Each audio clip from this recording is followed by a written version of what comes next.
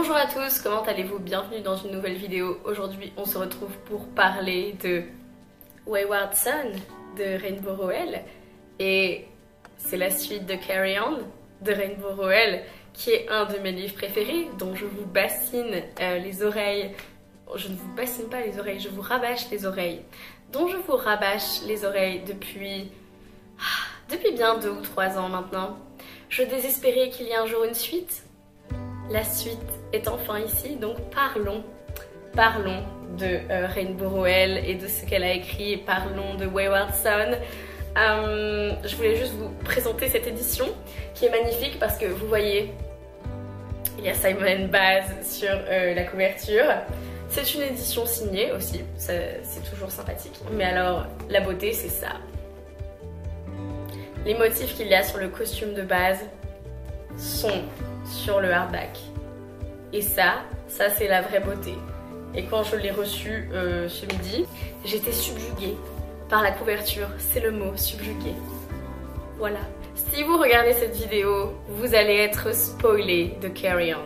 Je ne vais pas faire de spoiler pour Wayward Son, mais vous allez être spoilé de Carry On. Parce que je ne peux pas parler d'un tome 2 sans mentionner un petit peu ce qui s'est passé dans le tome 1.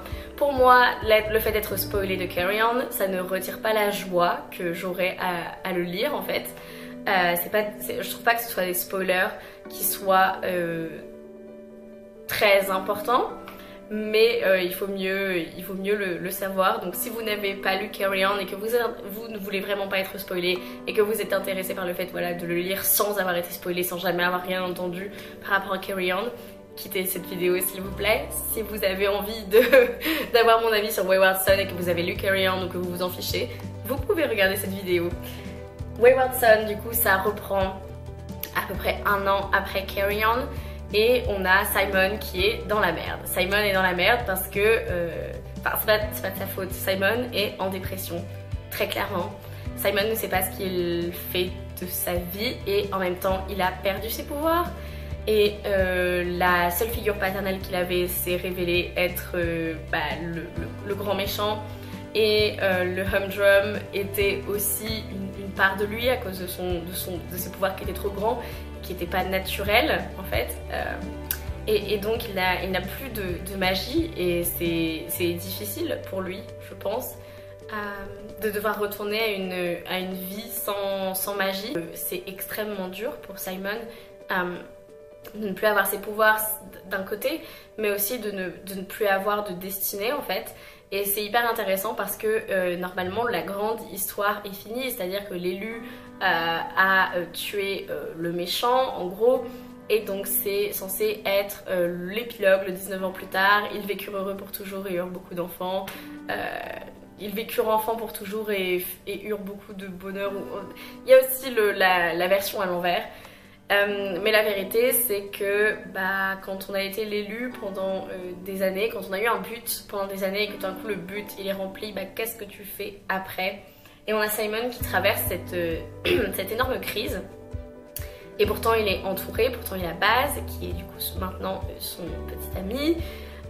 Il a Penelope qui est toujours sa meilleure amie. Ils vivent tous les 3 en colocation à Londres, c'est cool, mais Simon a complètement décroché de l'université et Simon passe ses journées à regarder des matchs, je sais pas, peut-être de foot, de hockey, je n'en sais rien, de rugby, devant la télé avec une bière à la main. Ça fait longtemps qu'il s'est pas coupé les cheveux, que l'hygiène c'est pas ça non plus. Il est clairement dépressif et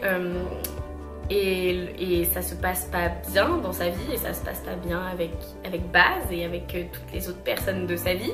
Donc on part de ce postulat et en fait le premier chapitre, Simon s'apprête à rompre avec Baz parce qu'il n'a pas envie que Baz se sente obligé de rester avec lui alors qu'il est bien conscient qu'il est une loque humaine en fait. Et Penelope les interrompt et leur dit: j'ai pris des billets pour qu'on parte aux États-Unis. Et il se lance dans un énorme road trip américain. Et autant vous dire que ça a été un pur bonheur de lire ce livre. J'ai adoré, évidemment, 5 sur 5, gros coup de cœur. Très différent de Carry On, une ambiance assez différente aussi parce que le personnage de Simon a évolué et le personnage de Simon est beaucoup moins... Enfin, il est dépressif et il est perdu en fait, donc évidemment il n'y a pas forcément la même ambiance et les mêmes relations entre les personnages. Et on a Baz et Simon qui se tournent un peu autour et qui ont envie de retrouver, pas de retrouver leur relation d'avant, mais oui, d'avoir plus de passion et des pics et se lancer, voilà, et du sarcasme, etc. Et on a Baz en même temps qui du coup ne sait pas trop comment traiter Simon à cause de sa dépression. Et on a Simon qui lui est tellement mal qu'il a du mal à être avec Baz. Les points que j'ai vraiment aimés, c'est l'évolution de la romance entre Baz et Simon, parce que à la fin du tome 1 on pourrait se dire que tout est beau, tout est parfait et qu'ils vont continuer comme ça. Et c'est bien mal connaître la nature humaine et c'est bien mal connaître les vraies personnes en fait. Et c'est là où je trouve que Rainbow Rowell, il y a un vrai tour de force, c'est qu'elle prend des personnages qui pourraient être assez caricaturaux dans Carry On. Elle les rend vraiment très très humains et très très complexes dans leur manière d'être maladroits en amour, dans leur manière de ne pas savoir comment réagir dans telle ou telle situation quand on a un être cher qui ne va pas bien par exemple. Les personnages pour moi font vraiment tout comme d'habitude. C'est assez vrai je pense pour pas mal des romans de Rainbow Rowell. C'est plus basé sur les personnages que sur l'intrigue en elle-même. Le personnage de Penelope m'a beaucoup mieux plu dans ce deuxième tome que dans le premier tome, dans Carry On. Elle traverse aussi une sorte de bouleversement dans sa vie auquel je me suis assez identifiée avec... c'est le début de la vingtaine pour eux et je suis encore dans le début de la vingtaine même si j'ai 22 ans et que eux ils doivent en avoir 19 maintenant, mais c'est pas hyper loin.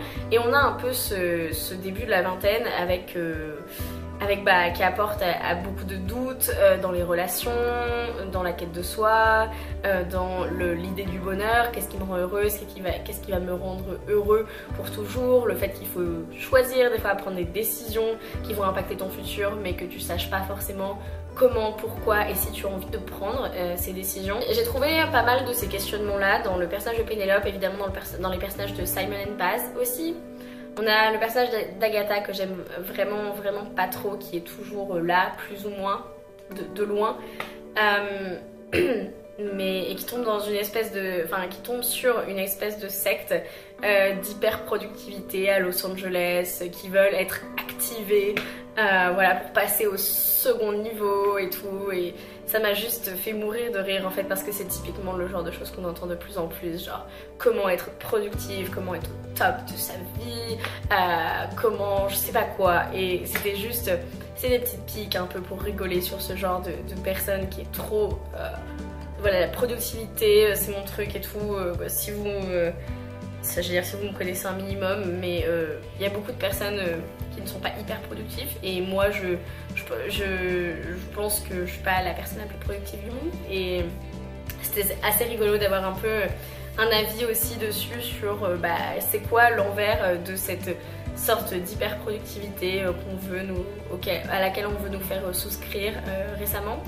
Et ouais, de toute façon il y a plein de, comment dire, il y a plein de choses, de critiques de la société dans les livres de Rainbow Rowell et même à travers la fantasy, mais ce passage j'ai bien aimé. Et j'ai aussi beaucoup aimé la manière dont ils découvrent les États-Unis, parce qu'évidemment ils sont britanniques et ils découvrent les États-Unis, et je me suis retrouvée tellement, surtout dans Baz et Penelope, mais surtout dans Baz qui était là genre à chaque coin de rue qui était c'est pas possible, pourquoi ils font ça, je comprends pas, ces Américains sont fous, c'est n'importe quoi, ce genre de choses, et j'étais juste là en mode oui Baz, je suis tellement d'accord avec toi.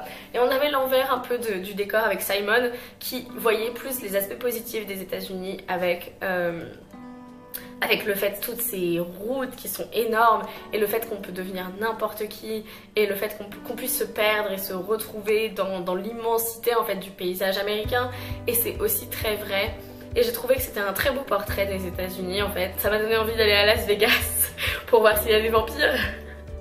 Mais voilà, j'ai vraiment beaucoup aimé l'aspect road trip aussi parce que bah, j'aime bien les road trips et en plus road trip américain c'était à la fois avec les codes du genre en fait et en même temps puisque c'est une histoire de fantasy et que c'est Simon, Baz et Penelope c'était différent mais c'est énormément un tome de transition, un tome où le doute et la quête de soi et tout ce genre de choses c'est très présent. Le tome 1 pouvait tenir de lui-même et ça pouvait être un one shot sans problème. Le tome 2 appelle clairement à une suite. C'est pas non plus le cliffhanger qui vous fait genre mourir d'envie d'avoir le tome 3 genre maintenant. Mais ça appelle clairement à un tome 3, ce qui me fait énormément plaisir. Et Rainbow Rowell a déjà dit qu'elle adorait écrire les personnages de Baz, Simon, Penelope, etc. Qu'elle n'était pas prête de les lâcher. C'était la meilleure nouvelle de ma journée quand j'ai lu ça. Meilleure nouvelle de mon année même peut-être, je ne sais pas. Mais en tout cas, si vous avez aimé Carry On, tentez Wayward Son, bien sûr.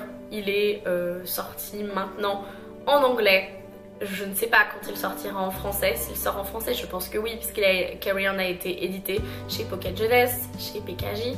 Donc je pense que Wayward Son va sortir. Je ne sais pas quand la traduction sera là. Mais j'étais juste tellement au taquet pour Wayward Son et j'étais tellement heureuse et c'était un des livres, peut-être le livre que j'attendais le plus cette année. Je l'ai enfin lu, je vous fais une review. Ça a été le grand amour entre ce livre et moi et je suis profondément heureuse et j'ai zéro récrimination sur Wayward Son. C'est la suite parfaite et je suis juste trop heureuse. Voilà, c'est tout. J'ai rien d'autre à dire. Merci d'avoir regardé cette vidéo. Dites-moi dans les commentaires si vous avez lu Carry On, si vous avez envie de lire Wayward Son. Je vois pas si vous avez lu Carry On, pourquoi vous n'auriez pas envie d'aller lire Wayward Son. C'est ma question pour vous. Mais plus généralement, est-ce qu'il y a une suite de sagas que vous avez lu cette année que vous vous êtes dit c'est aussi bon que le tome 1, c'est trop bien, une suite de sagas que vous attendiez avec impatience? Personnellement, ma prochaine suite de saga que j'attends avec le plus d'impatience, je pense que c'est le tome 4 de La Passe Miroir, La Tempête des Échos. Voilà. Sachant que je ne serai pas en France le 24, c'est le 28 novembre. Je ne serai pas en France le 28 novembre. Je vais devoir attendre 2 ou 3 semaines avant de le lire, revenir en France. Et je vais juste disparaître d'Instagram, des réseaux sociaux et de tout ce genre de choses pour ne pas être spoilée, de rien voir, rien du tout. C'est ce que j'ai fait pour Wayward Son. J'ai quasiment pas été sur les réseaux sociaux ni rien avant de pouvoir lire Wayward Son. En attendant une prochaine vidéo, amusez-vous avec vos lectures, lisez bien et bisous.